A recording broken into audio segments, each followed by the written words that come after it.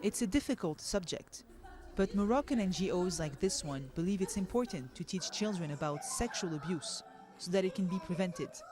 They use videos, games, even puppet shows. Other NGOs like Aman tackle the same issue by attempting to educate parents. It's not an easy task in a country where talking about sex is often frowned upon.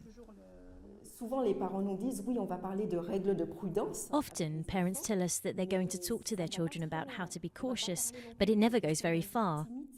They don't tell them about intimacy because they feel like talking to children about sex is like encouraging them to be promiscuous or to have sexual relations, but it's only a preventative act.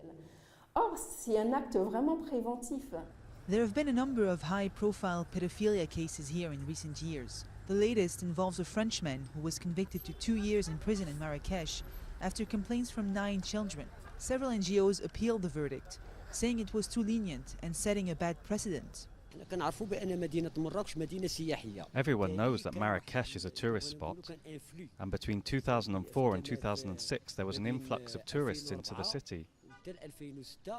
But Moroccan authorities and UNICEF got involved. Still, recently we've seen a new increase in sex tourism and sexual exploitation of children.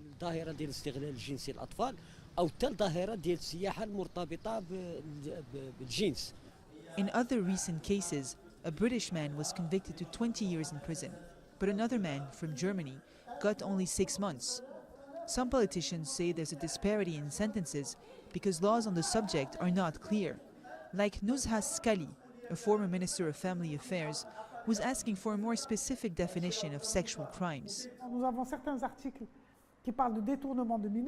We have certain articles about corruption of minors without violence, others about indecent assault without violence, and others about rape.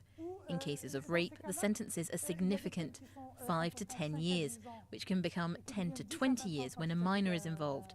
And in cases of corruption of minors, it's 1 to 5 years, so the sentences remain relatively light. According to a study conducted by UNICEF, the number of reported sexual abuse cases increased between 2007 and 2012. This could mean that more victims are speaking up, an encouraging sign in a country where sex is still a taboo.